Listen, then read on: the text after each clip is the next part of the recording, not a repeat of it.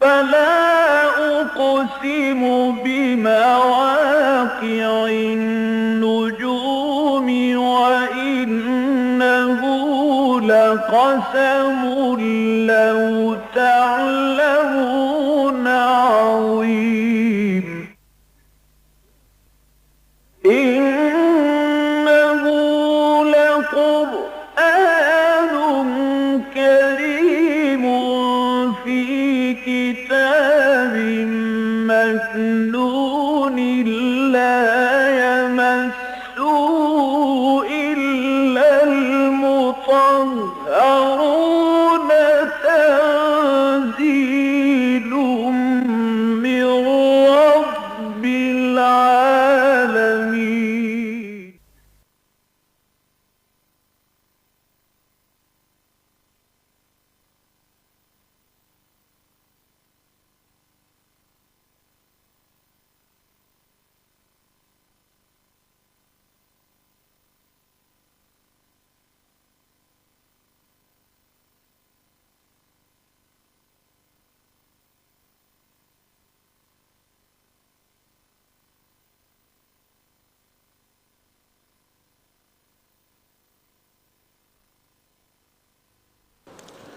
نحمده ونصلي على رسوله الكريم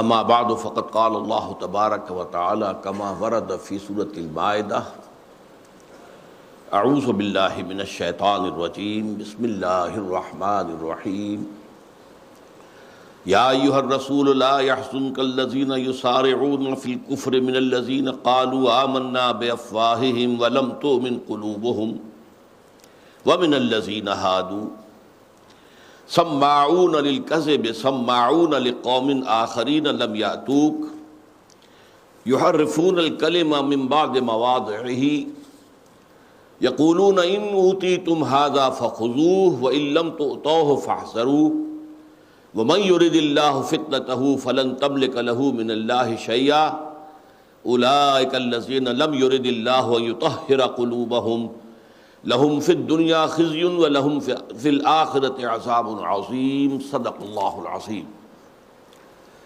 رب اشرح لی صدری ویسر لی امری واحلل عقدۃ من لسانی یفقہوا قولی. اللہم ربنا الہمنا رشدنا واعذنا من شرور انفسنا.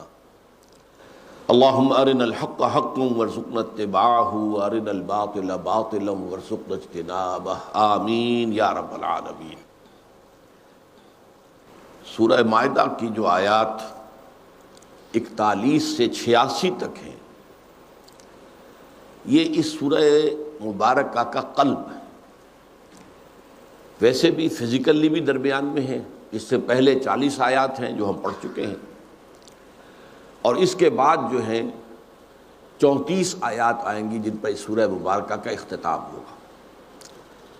یہ جو 36 آیات ہیں 41 سے 86 تک یہ قلب ہے.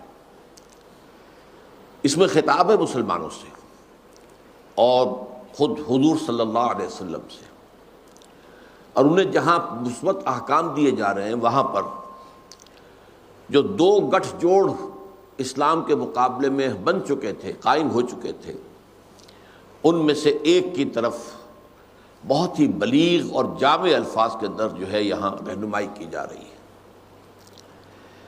اے رسول صلی اللہ علیہ وسلم لا يحزنك الذين يسارعون في الكفر، آپ کو رنج اور غم میں مبتلا نہ کر دیں وہ لوگ جو کفر کے لیے پھرتیاں دکھا رہے ہیں، چالیں چل رہے ہیں. وہ اپنی چالیں چل رہے ہیں تاکہ اسلام اور ایمان کے راستے کو روک دیں. یسارعون فی الکفر. اب وہ کون ہیں؟ دو کیٹیگریز. من الذین قالوا آمنا بافواہہم، ان میں سے بھی کہ جو کہتے ہیں اپنے منہ سے کہ ہم ایمان لے آئے.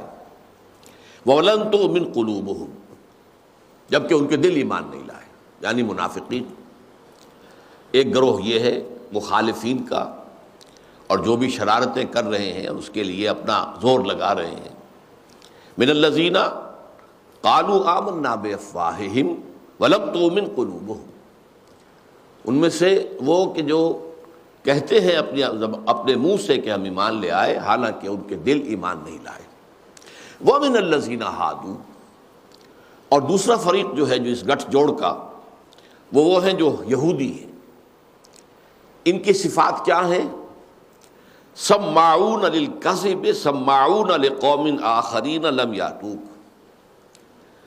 سمع یسمع سننا، اب اسی سے بنا سامع سننے والا، اور سماع یہ گویا کہ مبالغے کا صیغہ ہے، خوب خوب سننے والا، توجہ سے سننے والا، بڑی محنت سے سننے والا، پوری توجہ سے سننے والا۔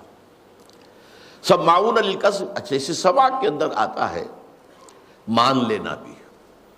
سمع اللہ لمن حمدہ، اس کے کیا معنی؟ اللہ نے سن لیا، اس کا مطلب یہ قبول کر دی دعا اللہ نے اس کی جو اس کی حمد کرتا ہے۔ تو سماعون للکذب، یہ جھوٹ کے لیے ہمیشہ کوشاں رہتے ہیں، تلاش کرتے رہتے ہیں، خوب غور سے سنتے ہیں، اسے قبول کرتے ہیں۔ سماعون لقوم آخرین، اور یہ آتے ہیں سننے کے لیے پوری توجہ کے ساتھ ایک اور قوم کے لیے، دوسرے لوگوں کے لیے، یعنی جاسوس بن کر آتے ہیں۔ انہیں جا کر کہیں اور جو ہے رپورٹ کرنا ہوتا ہے، انہیں جا کر بتانا ہوتا ہے، لقوم آخرین لم یاتوک، جو آپ کے پاس نہیں آئے۔ یہ ہے اصل میں ایک یہودی وہ ہے کہ جو بہت ہی کٹر یہودی تھے، اور کسی درجے میں بھی کوئی مفاہمت کرنے کو مسلمانوں کے ساتھ، حضور کے ساتھ تیار نہیں تھے۔ وہ تو ظاہر بات ہے حضور کے پاس آتے ہی نہیں تھے، سوال ہی پیدا نہیں ہوتا۔ کچھ یہودی درمیانی درجے کے تھے، جیسا کہ سورہ بقرہ کے دوسرے رکوع کے آغاز میں عرض کیا کرتا ہوں کہ وہاں ان یہودیوں کا بھی ذکر ہے کہ جو کہتے تھے کہ ہم بھی اللہ کو مانتے ہیں، ہم مانتے ہیں آخرت کو بھی، ہمیں بھی مومن مانو۔ ہم اگر صرف محمد کو نہیں مانتے تو اس سے کیا فرق واقع ہوا؟ وہ چاہتے تھے کہ ہمیں مومن تسلیم کیا جائے۔ بہرحال یہ وہ لوگ تھے کہ جو پھر جاسوس بن کر آتے تھے۔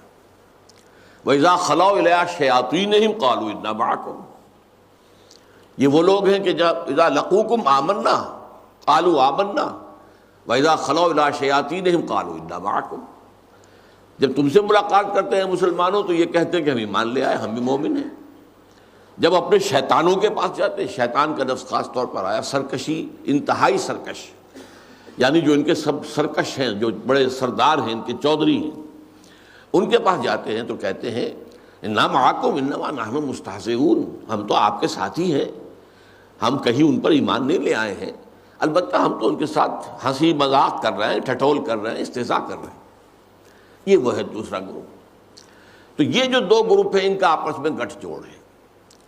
ایک وہ ہے کہ جو یہودی تو نہیں تھے، اوس اور خزرج میں سے تھے، لہذا وہ جب پورے قبیلے ایمان لے آئے تو وہ بھی ایمان لے آئے، لیکن ان کے دل ایمان نہیں لائے، تو ان پر تو منافقین مشتمل ہو گئے۔ اور دوسرے یہودی کہ جو حضور پر ایمان نہیں لائے تھے، لیکن بہرحال محفلوں میں آتے تھے، جاتے تھے، جاسوسی کرنے کے لیے خوب اچھی طرح توجہ سے غور سے باتیں سنتے تھے۔ یا ایھا الرسول لا یحزنک الذین یسارعون فی الکفر من الذین قالوا آمنا بافواہہم ولم تؤمن قلوبہم ومن الذین ہادوا سماعون للکذب سماعون لقوم آخرین لم یاتوک یحرفون الکلم من بعد مواضعہ، وہ بات کی تحریف کر دیتے ہیں، اس کو موڑ دیتے ہیں اس کا موقع اور محل معین ہو جانے کے بعد بھی۔ ایک عبارت ہے، اس میں اس عبارت کے سیاق میں آ کر ایک بات کا ایک مفہوم نکلتا ہے، اگر سیاق و سباق سے کاٹ دیں گے تو اس کا جو مفہوم بدل بھی سکتا ہے۔ یہ جو بھی اللہ تعالیٰ کے کلام میں جو کلمات آئے ہیں اور جو جس چیز کا بھی موقع ہے وہ ہر جگہ اپنی جگہ پر وہ قطعی ہے، حتمی ہے، یقینی ہے، لازمی ہے، لیکن ہیر پھیر کرتے ہیں ادھر سے ادھر، ادھر سے ادھر۔ اب اس میں آگے ایک واقعے کا ذکر آ رہا ہے، یقولون ان اوتیتم ھذا فخذوہ وان لم تؤتوہ فاحذروا، وہ کہتے ہیں آپس میں، یہاں پہ محذوف سمجھیے کہ جاؤ محمد کے پاس، چلو محمد کے پاس صلی اللہ علیہ وسلم، کوئی معاملہ ہے، کوئی قضیہ ہے، کوئی مقدمہ ہے، کوئی جھگڑا ہے، چلو ان کے پاس۔ تو اگر تو وہ تمہیں یہ فیصلہ دے دے فَإِنْ أُوتِيتُمْ هَذَا فَخُذُوهُ، تو قبول کر لینا، پکڑ لینا اس کو مضبوطی کے ساتھ، اختیار کر لینا۔ وَإِن لَّمْ تُؤْتُوهُ فَاحْذَرُوا، اور اگر وہ فیصلہ تمہارا جو من پسند ہے، جو تمہارا حسب دل خواہ ہے، اگر وہ تمہیں نہیں ملتا تو رد کر دینا۔ وَمَن يُرِدِ اللَّهُ فِتْنَتَهُ فَلَن تَمْلِكَ لَهُ مِنَ اللَّهِ شَيْئًا، میں ابھی اس کے بارے میں عرض کروں گا اس واقعے کا پس منظر کیا ہے، لیکن آیت مکمل کر لیجئے۔ تو جن لوگوں کے بارے میں اللہ نے فیصلہ ہی کر لیا ہو کہ انہیں فتنے میں ڈالنا ہے، فتنے میں مبتلا کرنا ہے، فَلَن تَمْلِكَ لَهُ مِنَ اللَّهِ شَيْئًا، تو اے محمد صلی اللہ علیہ وسلم پھر ان کے بارے میں اللہ کے اس فیصلے کے مقابلے میں آپ کو کوئی اختیار حاصل نہیں ہے۔ اللہ کا ایک قاعدہ ہے، قانون ہے، جو گمراہی کا اختیار کرتا ہے اللہ اس کے لیے گمراہی کا راستہ کھول دیتا ہے، بڑھتے جاؤ بڑھتے جاؤ بڑھتے جاؤ بڑھتے جاؤ، یہاں تک کہ ایک وقت آتا ہے کہ اس کے دل پر مہر کر دی جاتی ہے کہ اب واپس آ ہی نہیں سکتے، پوائنٹ آف نو ریٹرن جس کو انگریزی میں کہتے ہیں، بڑھتے بڑھتے بڑھتے بڑھتے۔ اسے قرآن کہتا ہے ختم اللہ علی قلوبہم، طبع اللہ علی قلوبہم، اللہ نے ان کے دلوں پہ مہر کر دی ہے۔ تو فرمایا جو لوگ اس درجے کو پہنچ چکے ہیں، وہ اللہ نے اگر فیصلہ ہی کر دیا ہے کہ اب انہیں اسی فتنے میں مبتلا رہنے دینا ہے، فلن تملک لہ من اللہ شیئا، تو آپ خواہ کتنے ہی آپ کے اندر مروت ہے، شرافت ہے، اور آپ کے دل میں خواہش ہے ان کی خیر خواہی کے لیے کہ یہ ایمان لے آئیں، لیکن آپ کو اللہ کے اس فیصلے کے بعد ان کے بارے میں کوئی اختیار حاصل نہیں ہے۔ اولئک الذین لم یرد اللہ ان یطہر قلوبہم، یہ وہ لوگ ہیں کہ اللہ نہیں چاہتا کہ ان کے دلوں کو پاک کرے۔ لہم فی الدنیا خزی، ان کے لیے دنیا میں رسوائی ہے، ولہم فی الآخرۃ عذاب عظیم، اور ان کے لیے آخرت میں بھی بہت بڑا عذاب ہے۔ یہ بڑی طویل آیت ہے۔ اس کے پس منظر میں ایک واقعہ ہے جس کو میں، یہ جو حواشی ہیں قرآن مجید کے، جس کا ترجمہ تو ہے حضرت شیخ الہند کا رحمۃ اللہ علیہ، لیکن یہ کہ حواشی جو ہیں یہاں سے، بلکہ سورہ نساء کے بعد سے، سورہ مائدہ کے شروع سے ہی حواشی جو ہیں وہ شیخ الاسلام علامہ شبیر احمد عثمانی کے، میں پڑھ کر سنا رہا ہوں۔ ان کا مفصل واقعہ بغوی نے لکھا، امام بغوی، یہ بھی ایک محدث ہیں۔ تورات یہ لکھا ہے کہ خیبر کے ایک یہودی مرد اور عورت جو کنوارے نہ تھے انہوں نے زنا کیا۔ اب معلوم ہوتا ہے کہ یہ چونکہ ویسے بھی معلوم ہے کہ سورہ مائدہ جو ہے مدنی دور کے آخر میں نازل ہونے والی صورتوں میں سے ہے، اس لیے کہ اس میں شریعت اسلامیہ کی تکمیل ہوئی ہے، جس کا بلو پرنٹ سورہ بقرہ میں تھا، اس کے بعد مزید تفاصیل سورہ نساء میں آئی ہیں، اور اس کے بعد جو ہے آخری جو ہے ہر معاملے میں جو آخری احکام ہے وہ اس صورت میں آئے۔ تو یقیناً معلوم ہوتا ہے کہ سن 7 میں خیبر فتح ہو چکا تھا، اب وہاں یہودی آباد تھے، وہ گویا کہ مسلمانوں کے محکوم تھے، وہاں سے خراج بھی آتا تھا۔ تو وہاں کے 2 یہودیوں نے، ایک مرد ایک عورت نے زنا کیا۔ خیبر کے ایک یہودی مرد اور عورت نے جو کنوارے نہ تھے زنا کیا، باوجود کہ تورات میں اس جرم کی سزا رجم، سنگسار کرنا تھی، مگر ان دونوں کی بڑائی مانے تھی کہ یہ سزا جاری کی جائے، بڑے لوگ تھے، اونچے گھرانے کے لوگ تھے، لہذا ان کا کہ اب ان کو رجم کیسے کریں گے۔ آپس میں یہ مشورہ کر کے طے ہوا کہ یہ شخص جو یثرب میں ہے، یعنی محمد صلی اللہ علیہ وسلم، ان کی کتاب میں زانی کے لیے رجم کا حکم نہیں، کوڑے مارنے کا ہے۔ تو اور بنی قریظہ کے یہود میں سے کچھ آدمی ان کے پاس بھیجو، کیونکہ وہ حضور کے معاہدین میں سے تھے۔ بنو قریظہ کے یہود میں سے کچھ آدمی ان کے پاس بھیجو، کیونکہ وہ ان کے ہمسایہ ہیں اور ان سے صلح کا معاہدہ بھی کر چکے ہیں، وہ ان کا خیال معلوم کر لیں گے۔ چنانچہ ایک جماعت اس کام کے لیے روانہ کی گئی کہ نبی اکرم صلی اللہ علیہ وسلم کا اندیہ معلوم کرے کہ یہ زانی محض کی کیا سزا تجویز کرتے ہیں۔ وہ زانی اگر وہ کوڑے مارنے کا حکم دے تو ان پر رکھ کر قبول کر لو، ٹھیک ہے جی یہ فیصلہ محمد کا ہے صلی اللہ علیہ وسلم، اب ظاہر بات ہے حکومت جو ہے مسلمانوں کی ہے اور محمد صلی اللہ علیہ وسلم حکمران ہیں، تو ہم نے وہ فیصلہ جو ہے ان کے حکم کے مطابق جو ہے وہ ہم نے نافذ کر دیا۔ اگر وہ کوڑے مارنے کا حکم دے تو ان پر رکھ کر قبول کر لو کہ ذمہ داری ان پر ہے، رجم کا حکم دے تو مت مانو۔ ان کے دریافت کرنے پر حضور نے فرمایا کہ کیا تم میرے فیصلے پر رضامند ہوگے؟ انہوں نے اقرار کیا۔ خدا کی طرف سے جبرائیل علیہ الصلاۃ والسلام رجم کا حکم لے آئے، مگر وہ لوگ اپنے اقرار سے پھر گئے۔ تو یعنی اب یہ حضور نے جب رجم کا فیصلہ دیا تو وہ جو انہوں نے کہا تھا کہ ہم آپ کا فیصلہ قبول کریں گے، اس فیصلے کو ماننے سے انکار کر دیا، جیسے کہ طے کر کے گئے تھے، وَإِلَّمْ تُؤْتُوهُ فَاحْذَرُوا۔ آخر حضور نے فرمایا کہ فدق کا رہنے والا ابن سوریا تم میں کیسا شخص ہے؟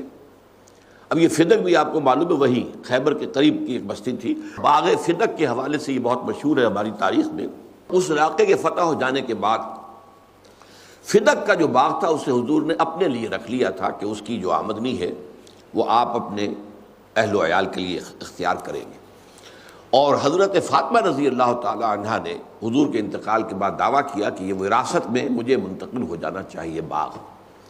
حضرت ابوبکر نے فیصلہ دیا کہ نہیں، حضور کی حدیث ہے نحن معاشر الانبیاء لا نرث ولا نورث ما ترکناہ صدقہ، ہم جو اللہ کے نبی ہیں ہمیں نہ وراثت ملتی ہے اور نہ ہماری کوئی وراثت آگے چلتی ہے، جو کچھ ہم چھوڑتے ہیں وہ صدقہ ہوتا ہے، وہ اللہ کے لیے ہے۔ بہرحال اس پر حضرت فاطمہ رضی اللہ تعالیٰ عنہا کچھ ناراض بھی رہیں۔ تو یہ شہر فدق کے حوالے سے میں نے وضاحت کر دی۔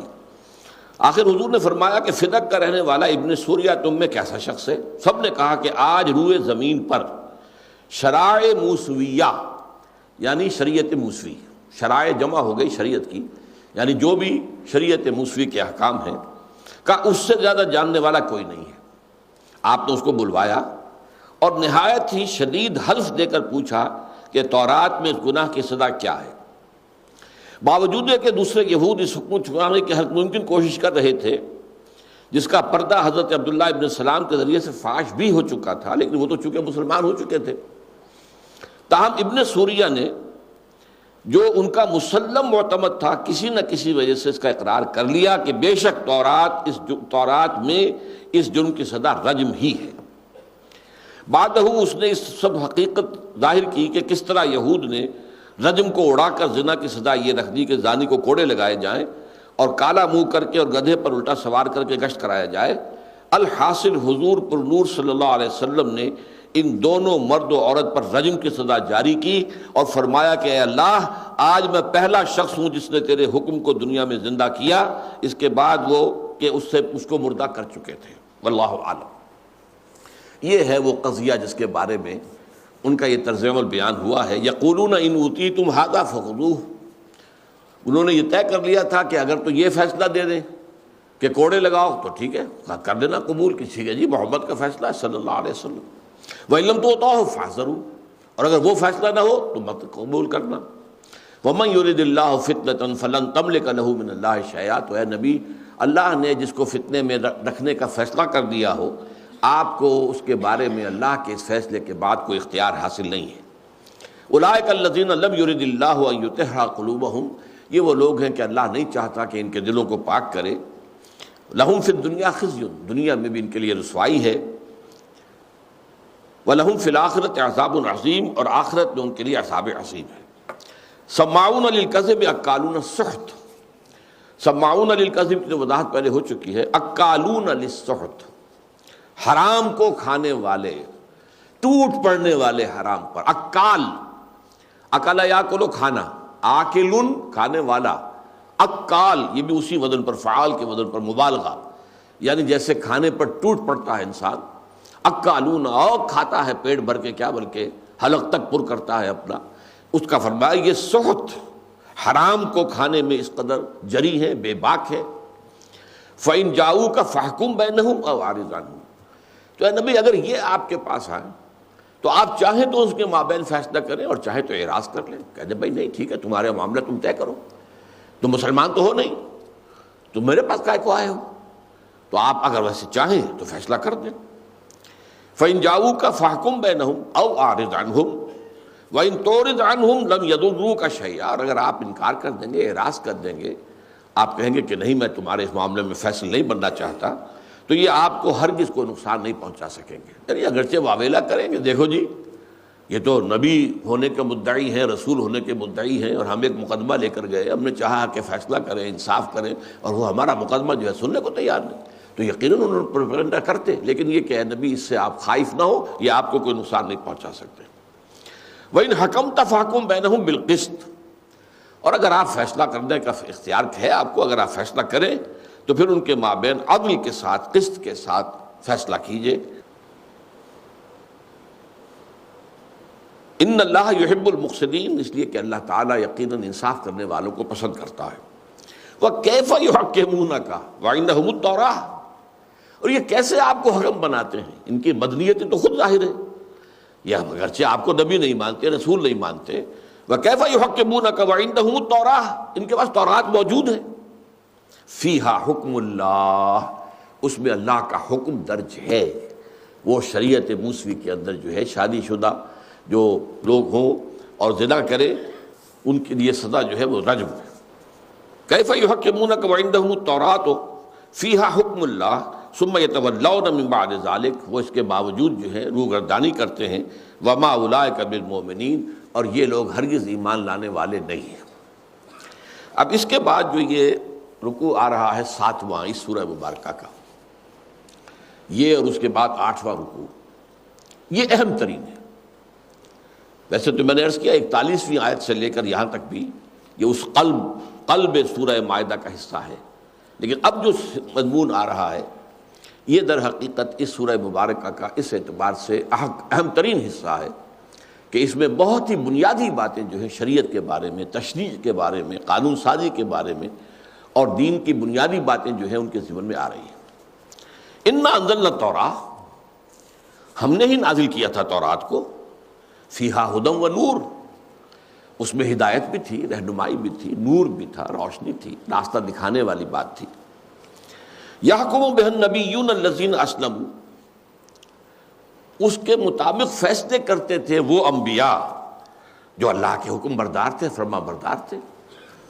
آپ کو معلوم ہے جو حدیث میں نے بارہا سنائی ہے کہ بنی اسرائیل، کانت بنو اسرائیل تسوسہم الانبیاء، ان کی سیاست اور ان کی جو قومی جو معاملات تھے وہ انبیاء کے ہاتھوں میں ہوتے تھے۔ کلما ہلک نبی خلفہ نبی، جیسے ہی کسی نبی کا انتقال ہوتا تھا کوئی دوسرا نبی اس کی جگہ آ جاتا تھا۔ تو گویا کہ نبی فیصلے کرتے تھے للذین ہادو، ان لوگوں کے لیے کہ جو یہودی بن گئے تھے، ان کے معاملات میں فیصلے کرتے تھے وہ انبیاء۔ والربانیون والاحبار، انبیاء بھی کرتے تھے اور وہی فیصلے تورات کے مطابق ان کے ربانی بھی کرتے تھے۔ ربانیون، ریبائز جنہیں آج کل کہا جاتا ہے، ریبائز، یہ ان کے در حقیقت روحانی رہنما۔ والاحبار، یہ ان کے علماء، جیسے ہمارے ہاں صوفیہ اور علماء، تو اسی طریقے سے وہاں پر ربانیین، ربانیون والاحبار، حبر کہتے ہیں بہت بڑے عالم کو، احبار ان کے عالم تھے۔ جو ہمارے ہاں علماء اور صوفیہ کی تفریق ہوئی ہے وہ ان کے ہاں پہلے سے تھی۔ بِمَسْتُحْفِظُوا مِنْ كِتَابِ اللَّهِ وَكَانُوا عَلَيْهِ شُهَدَاءَ، بسبب اس کے کہ انہیں پہرے دار بنایا گیا تھا، محافظ بنایا گیا تھا اللہ کی کتاب کا، اور وہ اس پر گواہ بھی تھے۔ اب یہاں ایک بہت پیارا نکتہ ہے، بہت اہم ہے۔ اللہ تعالیٰ نے تورات اور انجیل کی حفاظت کا ذمہ خود نہیں لیا، اس کی حفاظت کا ذمہ ان کے علماء کے حوالے۔ قرآن مجید کے لیے آیا ہے انا نحن نزلنا الذکر وانا لہ لحافظون، ہم ہیں اس کے محافظ۔ تو ان احبار نے اور ان ربانیین نے وقتی مصلحتیں دیکھ کر، اپنے مفادات دیکھ کر یا کسی دباؤ کے تحت اللہ تعالیٰ کی اس شریعت کے اندر جو ہے وہ ترمیمیں کی، کتاب میں تحریفیں کی۔ بِمَسْتُحْفِظُوا، ان سے طلب کی گئی تھی کہ وہ حفاظت کریں گے اس اللہ کی کتاب کی۔ وَكَانُوا عَلَيْهِ شُهَدَاءَ، اور وہ اس پر خود گواہ تھے کہ ان کا اللہ کے ساتھ یہ عہد ہے، ہم محافظ ہیں اللہ کی کتاب کے، اللہ کے قانون کے، اللہ کی شریعت کے۔ فَلَا تَخْشَوُا النَّاسَ وَاخْشَوْنِی، تو اے مسلمانوں مت ڈرو ان لوگوں سے، ڈرو مجھ سے۔ وَلَا تَشْتَرُوا بِآیَاتِی ثَمَنًا قَلِیلًا، اور مت خریدو اور اختیار کرو اور قبول کرو میری آیات کے عوض حال چھوٹی چھوٹی جو ہیں قیمتیں، دنیاوی معاملات کو سامنے رکھتے ہوئے، مصلحتوں کو سامنے رکھتے ہوئے، کوئی اور مفادات کو سامنے رکھتے ہوئے، کسی دباؤ کو قبول کرتے ہوئے ہماری آیات کا سودا نہ کرو۔ وَمَن لَّمْ يَحْكُم بِمَا أَنزَلَ اللَّهُ فَأُولَٰئِكَ هُمُ الْكَافِرُونَ، اور جو فیصلے نہیں کرتے اس کے مطابق کہ جو اللہ نے نازل کیا ہے تو وہی تو کافر ہے۔ اب یہ آیت جو ہے جو ابھی آج بھی آپ دیکھیں گے کہ 3 دفعہ یہ مضمون آئے گا، اہم ترین مضامین میں سے حکم بما انزل اللہ. اچھا، حکم کا لفظ بہت جامع ہے. کسی معاملے میں فیصلہ کرنا، حکم بننا، یہ بھی حکم ہے. کسی معاملے میں کوئی رائے قائم کرنا، یہ بھی حکم ہے. یہ حکم ہے اندر، باطن کے اندر آپ ایک رائے قائم کرتے ہیں تو یہ حکم جو ہے یہ ان دونوں کے اعتبار سے کہ پہلے تو اللہ کا کلام، اللہ کی شریعت، اللہ کا قانون جو ہے اس طریقے سے انسان کے اندر اتر جائے، اس کے ذہن کا اور اس کے یوں سمجھیے کہ اس کے قلب کا ایک حصہ بن جائے، اور اس کے بعد پھر وہ ظاہر ہوگا تو وہ حکم ہوگا جو کہ خارجی ہوگا، فیصلہ کرنا، فتویٰ دینا، حکم لگانا. وَمَن لَّمْ يَحْكُم بِمَا أَنزَلَ اللَّهُ فَأُولَٰئِكَ هُمُ الْكَافِرُونَ. اب اس آیات کو ذہن میں رکھیے اور یہ سمجھیے کہ یہ مجھ پر اور آپ پر بھی منطبق ہو رہی ہے. شریعت الہی نافذ نہیں ہے ہمارے ہاں، بلکہ پوری دنیا میں کہیں بھی نہیں. کچھ تھوڑے سے جزوی احکام جو ہیں، کچھ وہ حنبلی فقہ کے مطابق سعودی عرب میں ہے، اور کچھ جعفری فقہ کے مطابق جو ہے ایران میں ہے. پورا دین اللہ کا جو ہے وہ تو قائم نہیں ہے. سارے فیصلے تو اللہ کی شریعت کے تحت نہیں ہوتے. وَكَتَبْنَا عَلَيْهِمْ، اور ہم نے ان پر واجب کر دیا تھا، لکھ دیا تھا، فیہا، اس تورات میں، اس کتاب میں، ان النفس بالنفس، کہ جان کے بدلے میں جان ہوگی. قاتل وہ اس کو قتل کیا جائے گا. والعین بالعین، کسی نے کسی کی آنکھ پھوڑ دی ہے تو اس کی آنکھ پھوڑی جائے گی. والانف بالانف، اور کسی نے ناک کاٹ دی ہے کسی کی تو اس کی بھی ناک کاٹی جائے گی. والاذن بالاذن، کسی نے کان کاٹ دیا ہے تو اس کے قصاص میں اس کا کان کاٹا جائے گا. والسن بالسن، اور اگر دانت توڑ دیا ہے تو دانت توڑا جائے گا. والجروح قصاص، اور جو اور بھی زخم ہو قیاس کر لو اسی پر، وہ اسی طریقے سے ان کا بدلہ لیا جائے گا. کسی نے کسی انسان کی ٹانگ کاٹ دی، تلوار کا وار کیا اور ٹانگ اڑا دی، اس کی پوری ٹانگ اڑائی جائے گی. جو ہے جروح ہیں، جو زخم ہیں، ان سب کا بھی بدلہ اسی طریقے سے ہوگا. فمن تصدق بہ فہو کفارۃ اللہ، تو جو کوئی اس کو معاف کر دے، صدقہ کر دے. ٹھیک ہے، اس نے میرے ساتھ یہ زیادتی کی، میں اسے معاف کرتا ہوں. اس نے میری آنکھ پھوڑی، میں بدلے میں اس کی آنکھ پھوڑ سکتا ہوں، لیکن میں معاف کرتا ہوں. تو فمن تصدق بہ فہو کفارۃ اللہ، تو یہ اس کے گناہوں کا کفارہ ہو جائے گا. اس کی اپنی خطائیں جو ہیں اللہ تعالیٰ معاف فرما دے گا. اور ایک ترجمہ یہ بھی کیا گیا ہے کہ وہ جو جارح تھا، مجروح کرنے والا، اس کا یہ جرم گویا کہ ختم ہو جائے گا اگر وہ مجروح جو ہے وہ اسے معاف کر. وَمَن لَّمْ يَحْكُم بِمَا أَنزَلَ اللَّهُ فَأُولَٰئِكَ هُمُ الظَّالِمُونَ، پھر وہی مضمون آ گیا. اور جو فیصلے نہیں کرتے، اپنی رائے نہیں بناتے اس کے مطابق جو اللہ نے نازل فرمایا ہے، تو وہی تو ظالم ہے.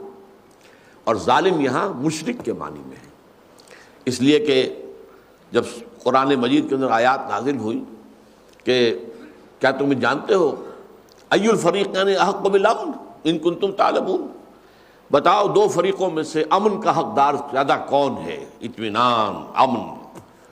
ایک وہ لوگ ہیں جو مشرک ہیں، الذین آمنوا، وہ نہیں، الذین آمنوا وہ لوگ کہ جو ایمان لائے اور پھر انہوں نے اپنے اس ایمان میں ظلم کی کوئی آلائش شامل نہیں ہونے دی. اولئک لہم الامن، ان کے لیے امن ہے. تو صحابہ بہت پریشان ہوئے کہ حضور ایسا کون شخص ہوگا جس نے کوئی ظلم نہیں کیا. ومن یؤمن، اللہ پر ایمان لائے. ومن آمن ای الفریقین احق بالامن ان کنتم تعلمون الذین آمنوا ولم یلبسوا ایمانہم بظلم اولئک لہم الامن وہم مہتدون. جو لوگ ایمان لائے انہوں نے اپنے ایمان میں کسی ظلم کی آمیزش نہیں ہونے دی تو وہی ہوں گے جو ہدایت یافتہ ہوں گے. تو جب صحابہ نے کہا کون شخص ہوگا، کوئی اپنے نفس پر ظلم کر بیٹھتا ہے، کوئی کسی پر ظلم کر بیٹھتا ہے، تو گویا کہ پھر یہ تو آیت جو ہے بہت ثقیل ہو گئی. تو حضور نے فرمایا اس آیت میں جو ظلم سے مراد شرک، یہاں مراد ہے مشرک. جو اللہ تعالیٰ کے فیصلوں کے خلاف کسی اور چیز کے مطابق فیصلے کرتے تو وہ شرک تو ہو گیا. گویا کہ آپ نے اللہ کو مطاع نہیں مانا، کسی اور کو مان لیا. اللہ کو زبانی کلامی مان رہے ہیں لیکن اصل میں تو اطاعت کسی اور کی کر رہے ہیں. وَقَفَّيْنَا عَلَىٰ آثَارِهِمْ بِعِیسَىٰ ابْنِ مَرْیَمَ، اور پھر ان کے نقش قدم پر ہم نے اٹھایا عیسیٰ ابن مریم کو. آثارہم سے مراد کیا ہے؟ وہ جو فرما نبیون والربانیون والاحبار، وہ جو انبیاء تھے بنی اسرائیل کے اور ان میں سے جو واقعتاً مخلص اور واقعی صحیح معنی میں ان کے جو روحانی پیشوا تھے، اور وہ کہ جو بڑے عالم تھے کہ جو واقعتاً صحیح فیصلے کرتے تھے، بما استحفظوا من کتاب اللہ، انہی کے حوالے اللہ نے کیا تھا اپنی کتاب کی حفاظت کو. تو یہ ہم وہ اس کے معنی میں ہے وقفینا علی آثارہم، انہی کے نقش قدم پر ہم نے اٹھایا عیسیٰ ابن مریم کو. مصدقا لما بین یدیہ من التوراۃ، وہ تصدیق کرتے ہوئے آئے تھے اس کی جو ان کے سامنے تورات میں سے موجود تھا. اب یہ مصدقاً دو معنی اس کے ہیں. ایک تو یہ کہ تورات میں یہ لکھا ہوا تھا یا اس کے بعد کے انبیاء کے صحیفوں میں کہ ایک مسیح آئے گا جو تمہیں تمہاری جو خباثتیں ہیں ان سے بھی اور جو دنیا میں ذلت و رسوائی ہے اس سے نجات دلائے گا. اس کا مصداق بن کر، ان خبروں کا مصداق بن کر، ان پیشین گوئیوں کا مصداق بن کر حضرت عیسیٰ ابن مریم آئے. اور دوسرے یہ کہ حضرت عیسیٰ نے تورات کی تصدیق کی، اور یہاں تک فرمایا آج بھی انجیل میں موجود ہے کہ تم پر جو بھی میرے ماننے والے ہیں، یعنی عیسائیوں پر جو اپنے آپ کو بعد میں جنہوں نے نصارہ کہا ہے، تم پر بھی شریعت موسوی لاگو رہے گی. شریعت تورات کی شریعت جو ہے قانون تم پر بھی نافذ کیا جائے گا. مصدقا لما بین یدیہ من التوراۃ وآتیناہ الانجیل، اور ہم نے اس پر مزید اسے انجیل عطا کی. یہ میں بار بار عرض کر چکا ہوں کہ تورات کتاب کا لفظ آتا ہے، انجیل کے لیے لفظ حکمت آتا ہے. انجیل میں قوانین نہیں ہیں، قوانین تورات ہی کے تھے، البتہ اس کے اندر روحانی تعلیمات ہیں، اور اس کے اندر جو اصل حکمت ہے احکام کی ان کے اوپر توجہ دلائی گئی ہے کہ تم نے صرف لفظوں کو پکڑا ہوا ہے، ان لفظوں کے پردے میں جو حکمتیں ہیں ان کو تم چھوڑ بیٹھے ہو. تو فرمایا وہ ہم نے ان کو انجیل عطا کی، فیہ ھدی و نور، اس انجیل میں بھی ہدایت بھی تھی، نور بھی تھا. ومصدقا لما بین یدیہ من التوراۃ وھدی وموعظۃ للمتقین، اور وہ انجیل بھی تصدیق کرتے ہوئے آئی تھی اس کی کہ جو اس کے سامنے موجود تھا اس سے پہلے تورات میں سے، اور ہدایت بھی تھی اور موعظہ، یہ واعظ جو ہے یہ خاص حکمت بھی ہے. وجئتکم بالحکمہ، میں تمہارے پاس حکمت لے کر آیا ہوں. ایک مقام پر ہے، میں اس کا حوالہ نہیں دے سکتا، مستحضر نہیں ہے. جئتکم بالحکمہ، میں حکمت لے کر آیا. اب یہاں خاص طور پر لفظ موعظہ آیا ہے. واعظ جو ہے واقعتاً یہ ہے کہ جو سیدنا مسیح علیہ السلام کی جو مواعظ ہیں انجیل کے اندر، میرے نزدیک دنیا میں ان سے اوپر کا کوئی واعظ ممکن نہیں. اسپیشلی جو متی کی انجیل ہے، gospel of the Lord according to Saint Matthew, اس میں جو پہاڑی کا واعظ ہے، سرمن آف دی ماؤنٹ، میرے نزدیک تاریخ انسانی میں کوئی واعظ اس کا ہم پلہ نہیں. حضور کے بارے میں ہمیں معلوم ہے آپ واعظ کہتے ہی نہیں تھے، آپ تو قرآن پڑھ کر سناتے تھے. اللہ اللہ خیر صلی اللہ. خطبہ جمعہ ہے تو اس میں قرآن پڑھتے تھے، خطبہ نکاح ہے تو 4 آیتیں قرآن مجید کی اس کے اندر لگا دی ہیں. وہ سارا کام جو ہے، قرآن مجید موعظہ بھی ہے، قرآن مجید حکمت بھی ہے، قرآن مجید کتاب بھی ہے. تو کتاب اور حکمت دونوں جمع ہیں قرآن کے اندر. لیکن تورات میں صرف قانون تھا، احکام تھے، اور انجیل میں صرف حکمت اور موعظہ، موعظۃ للمتقین، نصیحت ان لوگوں کے لیے جو تقویٰ کی روش اختیار کرنے والے ہیں. وَلْيَحْكُمْ أَهْلُ الْإِنْجِيلِ بِمَا أَنزَلَ اللَّهُ فِيهِ، اور چاہیے کہ فیصلہ کریں انجیل والے اس کے مطابق جو اللہ نے اس میں نازل کیا. یعنی یہ کہ اگر اس کے اندر یہ بات موجود ہے، آج بھی موجود ہے، کہ یہ موسوی شریعت جو ہے، موزائک لا جسے وہ کہتے ہیں، وہ تم پر بھی نافذ ہوگی، پھر کیوں نہیں اس کو نافذ کرتے؟ اس لیے کہ یہ اب کرسچینٹی نہیں کہ جس دنیا میں آج جو عیسائیت کہلاتی ہے وہ واقعتاً عیسائیت نہیں ہے، وہ پولزم ہے. پول نے آ کر بدلا ہے اس کو، دین کو بگاڑا ہے. پول جو تھا وہ جب تک کہ حضرت مسیح دنیا میں موجود تھے اس وقت تک شدید دشمن تھا، شدید مخالف. جب حضرت مسیح کا رفع سماوی ہو گیا، اللہ تعالیٰ نے انہیں اٹھا لیا، اب اس نے پینترا بدلا اور لبادہ اوڑھا کہ مجھے تو خواب میں ملاقات ہوئی ہے حضرت عیسیٰ کی اور میں ان پر ایمان لے آیا ہوں. اب اس کے بعد اس نے اپنے وہ جو بھی اس کا زہد تھا، جیسے عبداللہ ابن سبا کا کردار ہے ہماری اسلامی تاریخ کے اندر، وہ بھی بہت زوردار فتنہ تھا جس کے نتیجے میں 1,00,000 مسلمان ایک دوسرے کی تلواروں اور نیزوں سے قتل ہوئے. اتنا بڑا فتنہ، الفتنۃ الکبریٰ، وہ ایک شخص کا اٹھایا ہوا تھا جس کا نام عبداللہ ابن سبا ہے. اسی طرح یہ تھا پولوس، سینٹ پال، اور اس نے کیا کیا؟ شریعت موسوی منسوخ. گویا کہ اب عیسائیت ایسا مذہب ہے جس میں شریعت سرے سے ہے ہی نہیں. قانون ہے ہی نہیں، نظام تو بہت دور کی بات ہے، کوئی قانون ہی نہیں۔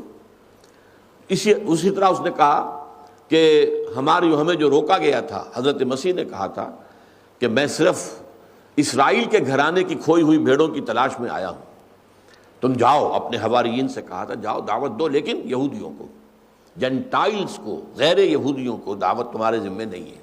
انہوں نے کہا نہیں، ہم دعوت دیں گے۔ اور اس نے توحید کو تثلیث میں بدلنے والا بھی یہی سینٹ پال ہے۔ تو دین کو ختم کر دیا حضرت عیسیٰ کی۔ اور یہ دی 100 کا مصنف جو ہے ڈاکٹر مائیکل ہارٹ، اس نے بہت صحیح بات لکھی ہے۔ یہ بات میں اس کی ہی نقل کر رہا ہوں کہ موجودہ کرسچینٹی خود کرسچن ہے، اس کو کرسچینٹی کہنا غلط ہے، یہ پالزم ہے، یہ پال کا دین ہے، یہ حضرت عیسیٰ کا دین نہیں ہے۔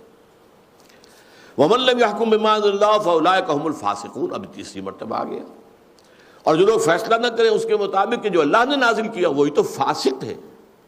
اچھا، پہلے لفظ کافر آیا، اس کے بعد ظالم آیا۔ کافر کے مقابلے میں ظالم اور سخت ہے، مشرک، اس لیے کہ اللہ تعالیٰ جو ہے وہ شرک کو کسی صورت میں معاف نہیں کرے۔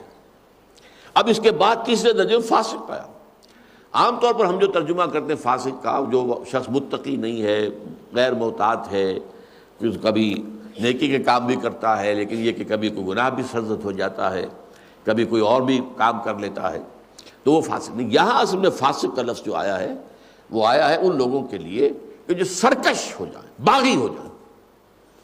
چنانچہ یہ لفظ اس معنی میں آیا ہے سورہ کہف کے اندر، وہاں فرمایا گیا کہ ہم نے قُلْنَا لِلْمَلَائِكَةِ اسْجُدُوا لِآدَمَ فَسَجَدُوا إِلَّا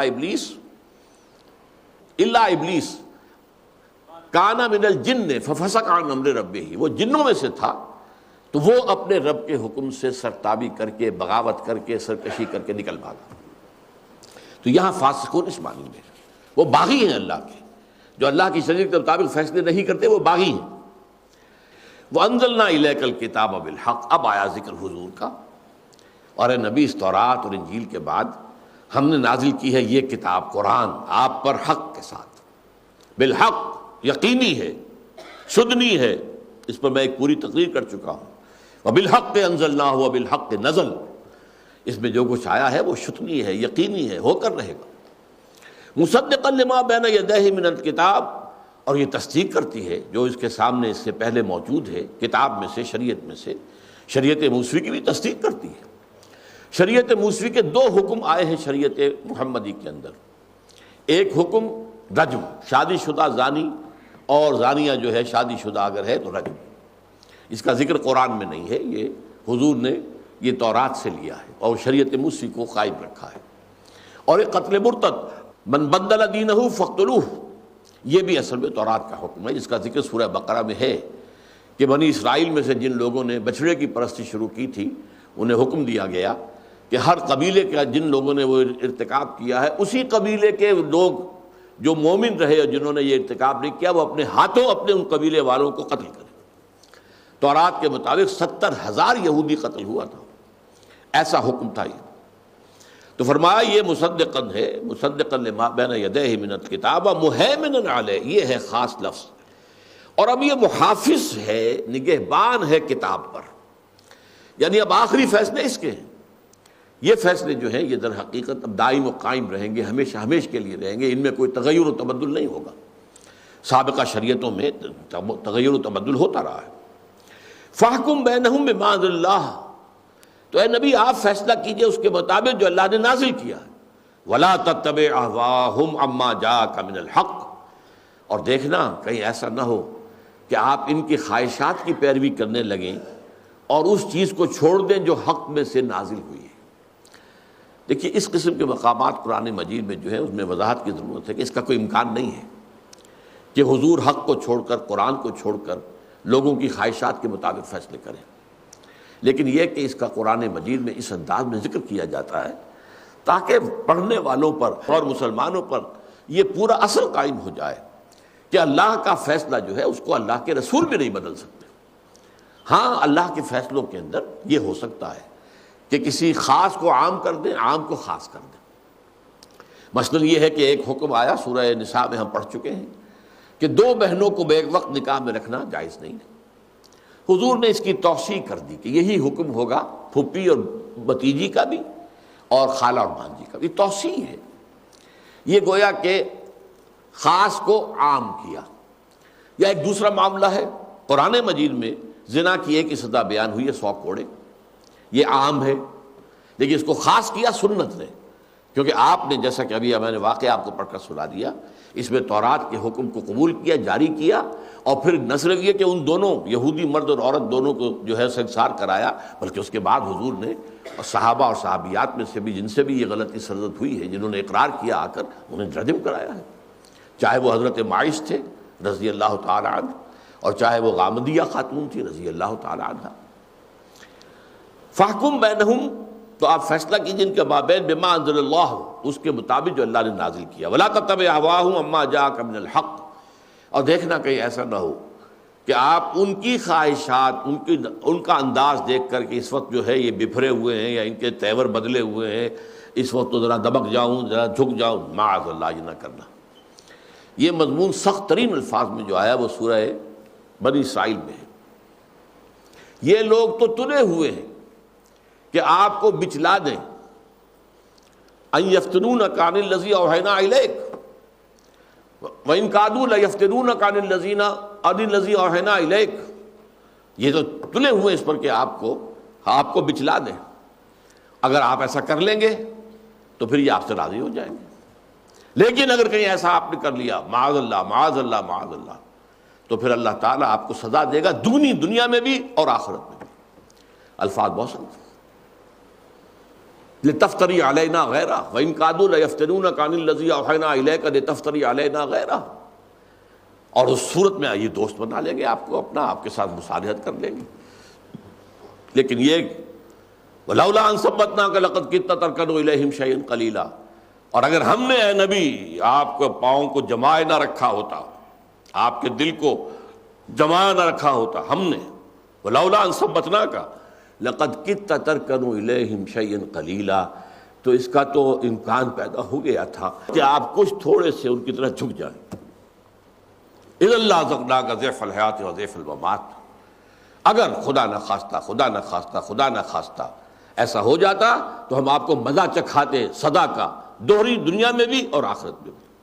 وہی بات یہاں کہی گئی ہے، فاحکم بینہم بما انزل اللہ ولا تتبع اہواہم عما جاءک من الحق لکل جعلنا منکم شرعۃ ومنہاجا. یہ آیت بہت اہم ہے، اس پر بہت کم توجہ اصل میں صرف ہوئی ہے، اس کا حق کوئی ادا نہیں ہوا.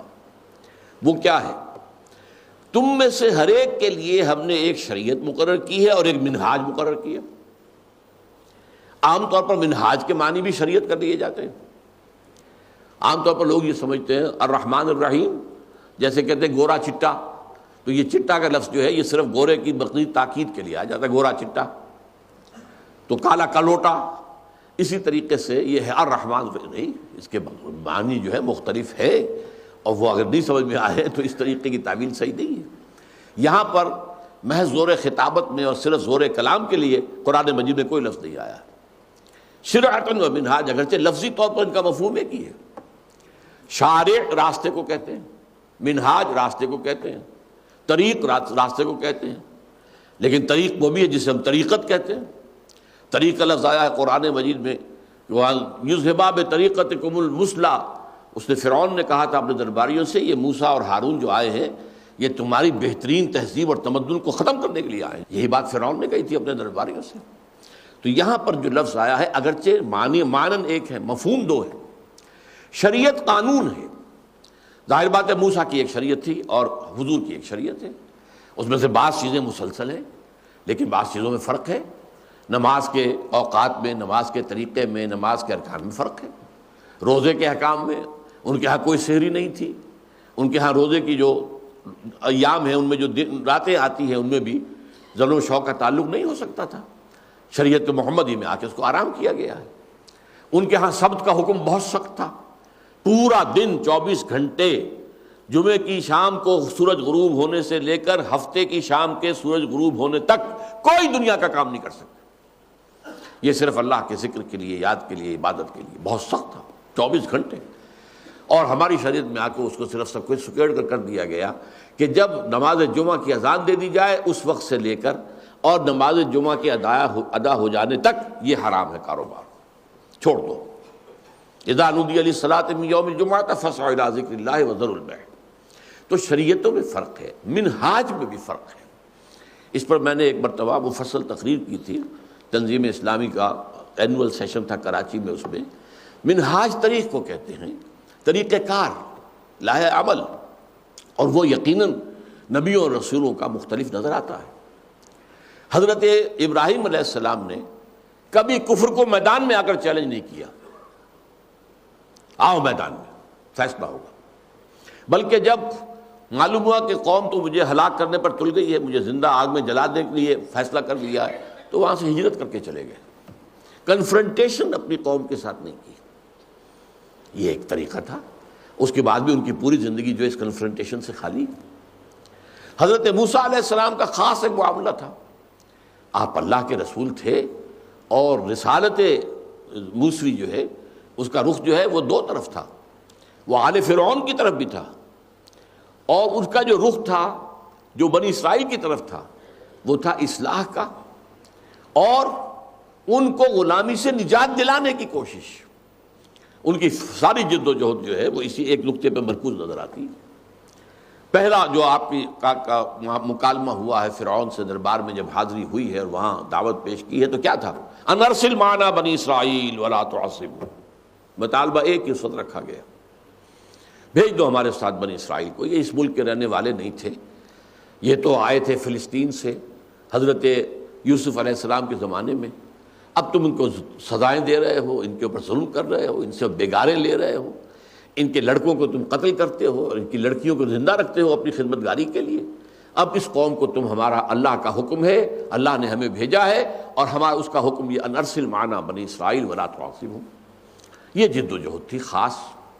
حضرت عیسیٰ علیہ السلام کے معاملے میں ہم ایک معاملہ دیکھتے ہیں کہ اگرچہ رومی غالب تھے، رومیوں کے خلاف آپ نے ایک حرف بھی نہیں کہا، ایک حرف نہیں کہا، یہاں تک کہ جب آخری فیصلہ جو ہے وہ جو ان کا ہیڈرن تھا، جو سب سے اونچا جو ان کا ادارہ تھا جس میں ان کے فقہا بیٹھتے تھے، انہوں نے فیصلہ کیا ایسے سولی چڑھا دیا جائے، تو اس وقت آپ کو معلوم ہے گورنر تو وہاں پر پائلیٹس پونٹس تھا، وہ رومن تھا، وہ ایگزیکیوٹ خود نہیں کر سکتے تھے، لیکن چونکہ مذہبی آٹونومی دے رکھی تھی رومیوں نے کہ تمہارے مذہبی معاملات میں ہم دخل نہیں دیں گے، تم جس کو چاہو پوجو چاہ کرو، اور یہ تمہارے جو بھی سرکردہ علماء ہیں ان کا جو فیصلہ ہوگا وہ فیصلہ ہمیں آئے گا، ہم ایگزیکیوٹ ہم کر دیں گے، فیصلہ کی تنفیذ تو ہم کریں گے، جس قوت حاکمہ تو ہماری ہے، حاکم ہم ہیں۔ لہذا ان کے پاس جو ہے فتویٰ پہنچا ہے ان علماء کا کہ اس کو سولی چڑھاؤ، اور اس نے پائلیٹس پونٹس نے کہا اس نے کوئی جرم نہیں کیا، ہمارے علم کے مطابق کوئی جرم نہیں کیا، ہم تو اس کو سزا دینے کے لیے تیار نہیں ہیں، لیکن اگر تمہارے مجبور کرتے ہو تو ٹھیک ہے۔ اس نے پانی کا تشت منگایا، اس میں اپنے ہاتھ دھوئے، I wash my hands of the blood of Jesus, دیکھو میں اپنے ہاتھ دھو رہا ہوں کہ جیسس کے خون میں میرا کوئی دخل نہیں ہے۔ آج بھی موجود ہے، یہ انجیل کے اندر پڑھ لیجیے، الفاظ موجود ہیں۔ تو در حقیقت یہ معاملہ تھا کہ حضرت عیسیٰ نے کبھی کوئی بغاوت کی کوشش نہیں کی، بلکہ ایک عجیب نکتہ ہے، مجھے وقت کا احساس ہو رہا ہے، حضرت مسیح کو گرفتار کرانے والا جو تھا جوڈاس اسکیریوٹ، اس کا تعلق ان زیلوٹس سے تھا کہ جو ایک خفیہ تنظیم کی حیثیت سے ایک تیاری کر رہے تھے رومنز کو ختم کرنے کی اور رومی حکومت کو ختم کرنے کی، یہ زیلوٹس کہلاتے ہیں۔ برابا جس کو ڈاکو کہا جاتا ہے، باربس ان کا سربراہ تھا، اور یہ جو ہے جوڈاس اسکیریوٹ وہ اس کا اہم کارکن تھا، لیکن وہ حضرت مسیح کے ساتھ شامل ہو گیا۔ اس کی کوشش یہ تھی کہ حضرت مسیح کبھی رومن امپائر کو کرس کر دیں، بد دعا کر دیں، اور اسے یقین تھا کہ اگر مسیح نے بد دعا کر دی تو رومی ختم ہو جائے، وہ یقین اس درجے تھا۔ وہ کہتا تھا کہ اگر پہاڑ کو بھی حکم دیں گے مسیح کہ وہ ہل جائے، وہ اپنی جگہ سے ہٹ جائے گا، اس لیے وہ حضرت مسیح کے چیلوں میں شامل ہوا، اور اسی لیے جب حضرت مسیح کسی طور پر بھی اس کے لیے آمادہ نہ ہوئے تو اس نے یہ راستہ اختیار کیا کہ انہیں گرفتار کراؤ، جب انہیں کوئی تکلیف پہنچے گی پھر ہوش ٹھکانے آ جائیں گے، پھر یہ قرض کریں گے، لیکن کوئی قرض نہیں کیا، کوئی بد دعا نہیں دی حضرت مسیح علیہ السلام، بلکہ سارے آپ کی دعوت کا رخ کن کی طرف تھا؟ علماء یہود کی طرف۔ تم لوگوں کا حال یہ ہے کہ مچھر چھانتے ہو اور سموچے اونٹ نکل جاتے ہو. چھوٹی چھوٹی چیزوں کے اوپر تمہارے ہاں کفر کے فتوے لگتے ہیں، اور بڑی بڑی چیزیں جو ہے وہ تم نے برداشت کی ہوئی ہیں. جیسے ہمارے ہاں ہے سود تم بھی کھاؤ میں بھی کھاؤں گا، البتہ رفع دین نہیں کرو گے تو تم اور ہو میں اور ہوں، بات ختم. اس پر جھگڑا ہو جائے گا، من دیگرم تو دیگری. کسی نے اگر حنفی مسجد کے اندر زور سے، خاص طور پر اگر کوئی بریلوی مسجد ہو، کہ آمین زور سے کہہ دی تو پھر وہاں سے بچ کے نکلنا اس کا جو ہے وہ ایک کار دارد ہے. لان تان تو ہوگی ہی اگر مار پیٹ نہ ہو تو اس اعتبار سے سمجھ لیجئے کہ چھوٹی چھوٹی باتوں پر تم نے ڈیرے ڈالے ہوئے ہیں، اور بڑی بڑی باتوں کو سموچے نگل جاتے، اونٹوں کو نگل جاتے اور مچھر چھانتے رہتے. اور تمہاری کیفیت ان قبروں سے زیادہ نہیں ہے جن کے اوپر تو سفیدی پھیری ہوئی ہے، بڑی اچھی لگ رہی ہیں، اس کے اندر گلی سڑی ہڈیوں کے سوا کچھ نہیں ہے. یہ وہ زوال تھا جو علماء یہود جس کو پہنچ چکے تھے. اور اچھی طرح نوٹ کر لیجئے، یہی زوال ہمارے ہاں آ چکا ہے. ہمارے ہاں بھی علماء جو کہلاتے ہیں نام نہاد، ان کی اکثریت جو ہے وہ علماء سو پر مشتمل ہے، علماء حق نہیں ہے. اگر اکثریت علماء حق کی ہوتی تو اس ذلت اور اس رسوائی کو یہ امت پہنچتی ہی نہیں. میرے پاس وقت نہیں ہے ورنہ میں آپ کو حدیث سناتا جس میں سخت ترین الفاظ میں پیشین گوئی کی گئی ہے کہ علماءہم شر من تحت ادیم السماء. ایک دور وہ آئے گا کہ اسلام میں سے اس کے نام کے سوا کچھ نہیں بچے گا، قرآن میں سے اس کے حروف اور الفاظ کے سوا کچھ نہیں بچے گا. مسجدیں ان کی آباد تو بہت ہوگی، بڑے بڑے نمازیوں سے بھری ہوئی، لیکن وہی خراب من الہدا، مساجدہم عامرۃ وہی خراب من الہدا، ہدایت سے خالی ہوگی. وعلماءہم شر من تحت ادیم السماء، اور ان کے علماء جو ہیں آسمان کی چھت کے نیچے کی بدترین مخلوق ہوں گے. من عندہم تخرج الفتنۃ وفیہم تعود، ان کے پاس ہی سے فتنہ برآمد ہوگا اور انہوں میں گھس جائے گا. یہ کیفیت تھی 100% علماء یہود کی جس وقت حضرت مسیح علیہ السلام آئے. لہذا آپ کی ساری تنقید کا جو ہدف رہے ہیں وہ علماء یہود تھے. تو ہر ایک کا اپنا اپنا منہاج ہے. منہاج محمدی کیا ہے؟ دین غالب کرو. هو الذی ارسل رسولہ بالہدی ودین الحق لیظہرہ علی الدین کلہ. یہ ایک انقلابی منہاج ہے، دین کو نافذ کرنا، دین کو قائم کرنا. اور آپ کی سیرت جو ہے در حقیقت اس کا مرقع ہے. آپ اگر دعوت و تبلیغ ہی اگر صرف پیش نظر ہوتی تو جب آپ نبی ہوئے تھے، نبوت کا جب اعلان کیا، آپ نے اظہار کیا، فوراً خطوط بھیج دیتے قیصر کو، کسریٰ کو، فلاں کو کہ میں نبی ہوں، ایمان لے آؤ. یہ کیا بات ہے؟ 20 برس تک آپ نے انتظار کیا. سن 7 میں خطوط بھیجے ہیں جبکہ جزیرہ نما عرب میں دین غالب ہو چکا ہے. صلح حدیبیہ کا جب فرمایا قرآن مجید میں انا فتحنا لک فتحا مبینا، تب جا کر آپ نے خطوط باہر بھیجے، پہلے تو نہیں بھیجے. اس اعتبار سے آپ کا جو منہاج ہے، منہج انقلاب نبوی، میری کتاب پڑھیے. اسی لیے میں نے آپ کے لیے اصطلاح استعمال کی ہے رسول انقلاب. رسول انقلاب کا طریقہ انقلاب کیا تھا؟ ہم اس کے پابند ہیں، اسی نہج پر جد و جہد کر کے انقلاب برپا کرنے کی جد و جہد کرنا، کوشش کرنا. یہ بحیثیت امت محمد ہمارا فرض منصبی ہے. فرمایا لِكُلٍّ جَعَلْنَا مِنْكُمْ شِرْعَةً وَمِنْهَاجًا وَلَوْ شَاءَ اللَّهُ لَجَعَلَكُمْ أُمَّةً وَاحِدَةً. اللہ چاہتا تم سب کو ایک ہی امت بنا دیتا. شروع ہی میں آخری شریعت نازل ہو جاتی، سب کے سب ایک ہی ہوتے، اختلاف ہوتا ہی نہ اور یہ تفرقہ ہوتا ہی نہ. اللہ اگر اپنے جو اس کا اختیار مطلق اسے استعمال کرتا تو کوئی شخص گناہ کر ہی نہیں سکتا تھا. وہ تو اللہ کے اذن کے بغیر تو آپ گناہ بھی نہیں کر سکتے. وہ اذن رب تو ہوتا ہے تب پتہ ہلتا ہے، ورنہ پتہ نہیں ہل سکتا. وَلَوْ شَاءَ اللَّهُ، اللہ چاہتا لَجَعَلَكُمْ أُمَّةً وَاحِدَةً، تو تمہیں ایک ہی امت بنا دیتا. وَلَٰكِن لِيَبْلُوَكُمْ فِي مَا آتَاكُمْ. لیکن بہرحال اس کی حکمت مقتضی ہوئی کہ ہر ایک کو جو کچھ دیا ہے اس میں ان کو آزمائے. تورات دی، یہود کو آزمائے، آیا وہ اس کے احکام پر خود بھی چلتے ہیں یا نہیں چلتے، اور اسے پھیلاتے ہیں یا نہیں پھیلاتے. انجیل دی اس لیے کہ جو عیسیٰ کا نام لیوا ہے ان کی آزمائش ہو جائے. تمہیں قرآن دیا گیا ہے اور سنت محمد دی گئی ہے صلی اللہ علیہ وسلم تاکہ تمہیں آزمائے کہ تم ان کی کتنی پاسداری کرتے ہو، کتنی اس کے اوپر تم عمل کرتے ہو. وَلَٰكِن لِيَبْلُوَكُمْ فِي مَا آتَاكُمْ فَاسْتَبِقُوا الْخَيْرَاتِ. بڑے پیارے الفاظ ہیں. بس بھلائیوں کے لیے ایک دوسرے کے ساتھ دوڑ لگاؤ. استباق کہتے ہیں، سبقہ کہتے ہیں آگے بڑھ جانے کو. استباق وہ دوڑ ہے کہ جس کے اندر ہر شخص کوشش کرتا ہے کہ میں آگے رہوں. یہ استباق ہے. انا ذهبنا نستبق وترکنا یوسف عند متاعنا. یہی آ کر وہ حضرت یوسف علیہ السلام کے بھائیوں نے آ کر حضرت یعقوب علیہ الصلوۃ والسلام کیا فرمایا کہ ابا جان ہم لوگ تو دوڑ لگانے کے لیے چلے گئے اور ہم نے جو سامان اپنا تھا کپڑے اپنے رکھ دیے، دوڑنے کے لیے شاید کپڑے اپنے اتارے ہوں، کیا کیا ہو، تو وہاں ہم نے یوسف کو چھوڑ دیا تھا حفاظت کے لیے، فاقل الذئب، تو آ کر اسے ایک بھیڑیا کھا گیا، اب ہم کیا کریں؟ تو یہ ہے استباق، دوڑ لگانا، دوڑ میں ایک دوسرے سے آگے نکلنا، فاستبقوا الخیرات، تو نیکیوں میں ایک دوسرے سے آگے نکلو، ایک دوسرے سے آگے بڑھو۔ دیکھو تمہارا ساتھی کتنا ایثار کر رہا ہے، کتنی قربانی کر رہا ہے، کتنا وقت لگا رہا ہے، کتنی جان مار رہا ہے اللہ کے دین کے اقامت کی جد و جہد میں، تم اس سے آگے نکلنے کی کوشش کرو، پیچھے جو رہ گیا ہو اس کو مت دیکھو جو تم سے آگے ہو۔ فرمایا حضور نے کہ دین میں اسے دیکھو جو تم سے آگے ہو، اور دنیا میں اسے دیکھو جو تم سے پیچھے ہو، کیونکہ اگر اللہ نے تمہیں بہت زیادہ دولت دی تو تم سے کم والے بھی تو موجود ہیں پیچھے۔ جیسے حضرت شیخ سعدی کا واقعہ آتا ہے کہ ان کے پاؤں میں جوتے نہیں تھے تو دل میں شکایت پیدا ہوئی، اللہ تو نے دنیا نے کیا کچھ دے رکھا ہے اور مجھے جوتے بھی نہیں۔ اب آگے گئے تو ایک گاؤں کوئی بستی ہوگی، اس کی مسجد کے اندر داخل ہوئے، وہاں ایک شخص پڑا تھا جس کی ٹانگیں ہی نہیں تھی، ننجا آدمی، تو فوراً سجدے میں گر گئے، اللہ میں معافی چاہتا ہوں، تو نے مجھے ٹانگیں تو دی ہیں، پیر تو دیے ہیں، اس کے پاس تو وہ بھی نہیں ہے۔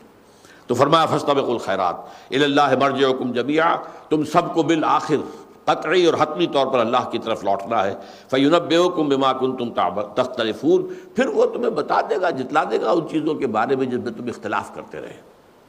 وَأَنِحْكُمْ بَيْنَهُمْ بِمَا أَنزَلَ اللَّهُ، دیکھیے دوبارہ تاکید، پہلے اس بہت سخت الفاظ میں وَلَا تَتَّبِعْ أَهْوَاءَهُمْ عَمَّا جَاءَكَ مِنَ الْحَقِّ فَاحْكُمْ بَيْنَهُمْ بِمَا أَنزَلَ اللَّهُ وَلَا تَتَّبِعْ أَهْوَاءَهُمْ عَمَّا جَاءَكَ مِنَ الْحَقِّ، یا پھر فرمایا وَأَنِحْكُمْ بَيْنَهُمْ بِمَا أَنزَلَ اللَّهُ وَلَا تَتَّبِعْ أَهْوَاءَهُمْ وَاحْذَرْهُمْ أَن يَفْتِنُوكَ عَن بَعْضِ مَا أَنزَلَ اللَّهُ إِلَيْكَ، اور چوکس رہیے، چوکنے رہیے، مبادا یہ لوگ آپ کو منحرف کر دیں، آپ کو منحرف کر دیں اس چیز سے کہ جو اللہ تعالیٰ نے نازل کی ہے، اس میں سے کچھ چیزوں کی، جیسا کہ میں نے ابھی آیت آپ کو سنائی وَإِن كَادُوا لَيَفْتِنُونَكَ عَنِ الَّذِي أَوْحَيْنَا إِلَيْكَ لِتَفْتَرِيَ عَلَيْنَا غَيْرَهُ وَإِذًا لَّاتَّخَذُوكَ خَلِيلًا وَلَوْلَا أَن ثَبَّتْنَاكَ لَقَدْ كِدتَّ تَرْكَنُ إِلَيْهِمْ شَيْئًا قَلِيلًا إِذًا لَّأَذَقْنَاكَ ضِعْفَ الْحَيَاةِ وَضِعْفَ الْمَمَاتِ ثُمَّ لَا تَجِدُ لَكَ عَلَيْنَا نَصِيرًا، پھر کوئی نہیں ہوگا تمہارا مددگار ہمارے مقابلے میں تمہیں بچانے والا۔ یہ بڑے سخت الفاظ کس لیے ہیں؟ تاکہ یہ جیسے کہ میں محاورہ بیان کرتا رہا ہوں، ہماری اردو زبان میں خاص علاقے کی یہ محاورہ ہے، اس لیے کہ اردو میں بھی بہت سی ہیں، کوئی ایک تو نہیں ہے، لکھنؤ کی اردو اور دلی کی اردو اور دکن کی اردو اور، تو وہ ایک خاص علاقے میں کہ بیٹی دی بیٹی میں تجھ سے کہوں، بہو ری بہو تو کان دھر، نہیں عام طور پر اس کو پسند نہیں کیا جاتا کہ جو ساس ہے وہ ٹوکے، یہ نہ کرو، یہ نہ کرو، یوں کیا کرو، تو وہ بیٹی کو کہہ کر جو ہے سناتی کس کو ہے؟ بہو کو، بیٹی ری بیٹی تجھ سے کہوں اور بہو ری بہو تو کان دھر، تو سن لے۔ اسی طرح یہ بات بظاہر حضور سے خطاب کر کے کہی جا رہی ہے، نہیں، یہ اصل میں ان کے مخالفین کو سنایا جا رہا ہے کہ محمد نہیں ہٹ سکتے اس راستے سے کہ جو راستہ ہم نے ان کے لیے معین کر دیا ہے۔